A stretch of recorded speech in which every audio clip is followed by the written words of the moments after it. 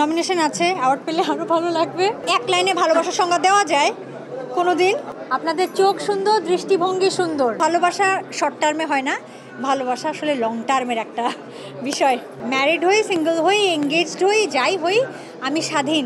আমি 26তম shrub awards এখানে আমন্ত্রিত হয়েছি, আমার ভীষণ ভালো লাগছে। নমিনেশন আছে, অ্যাওয়ার্ড পেলে আরও ভালো লাগবে শরতের জবার জন্য। তো শরতের জবা আমার অনেক আদরের, অনেক পরিশ্রমের একটা কাজ, সেটার জন্যই নমিনেশন আছে। দেখা যাক, দোয়া করবেন।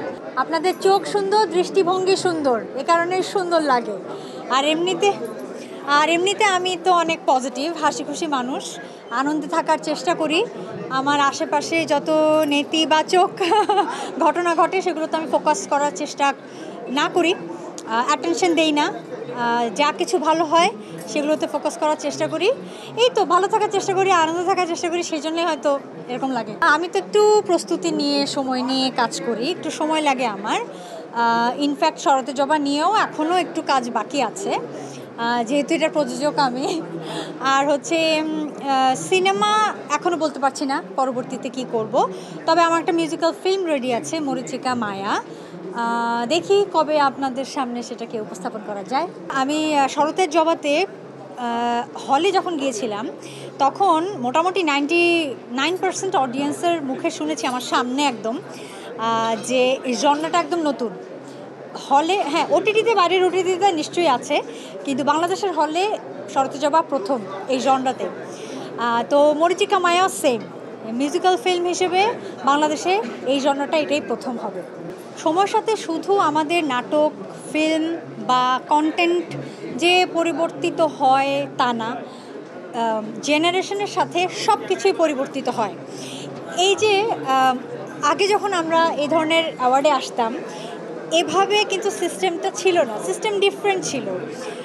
এটা পরিবর্তন হয়েছে, এখানে কত মোবাইল আছে, ছোট ক্যামেরা আছে, এগুলো তো আগে ছিল না। সুতরাং যুগের সাথে সাথে টেকনোলজি চেঞ্জ হয়, মানুষের ডিমান্ড চেঞ্জ হয়, পছন্দ চেঞ্জ হয়। এগুলো আমি খুব পজিটিভলি নেই, এগুলো নিয়ে অনেকেই কমপ্লেন করে কিন্তু আমার মনে এগুলো ঠিক আছে।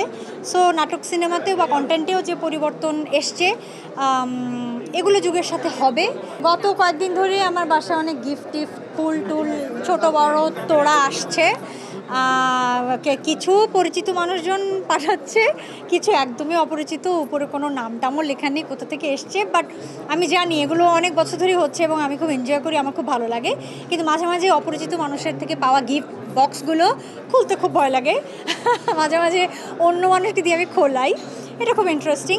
এক লাইনে ভালোবাসার সংজ্ঞা দেওয়া যায় কোনো দিন?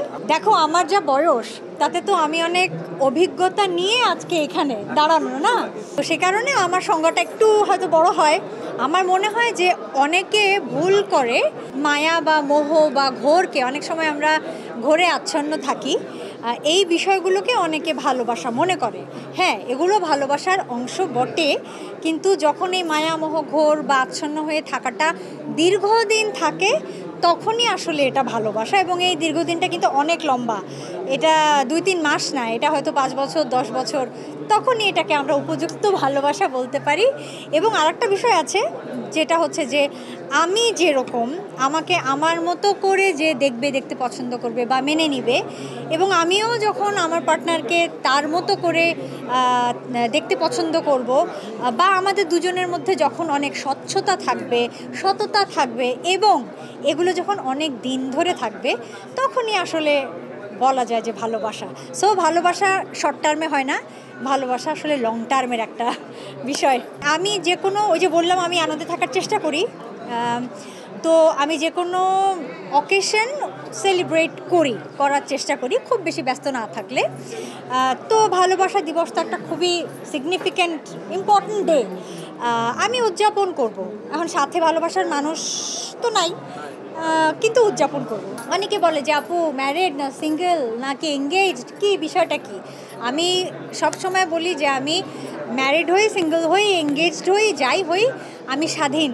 আমি স্বাধীনতায় বিশ্বাস করি, আমি স্বাধীন থাকতে চাই। মায়া থেকে অনেক সময় পরাধীনতা চলে আসে, অনেক সময় না চাইলেও নিজের ইচ্ছার বিরুদ্ধে মানুষ অনেক কিছু করে ফেলে, এগুলো মায়ার জন্যেই হয়।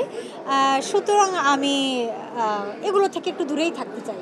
আমার মনে হয় কোনো সম্পর্কই আসলে ভোলা যায় না, কারণ এগুলো তো একসঙ্গে সব হয় না। জীবনের এক একটা ফেজে এক একটা ঘটনা ঘটে বা এক একজনের সঙ্গে পরিচয় হয়, এবং যেহেতু বিভিন্ন ফেজে হয় সেহেতু বয়সও তখন ডিফারেন্ট থাকে, বা ততদিনে জীবনের অভিজ্ঞতাও বেশ বেড়ে যেতে থাকে।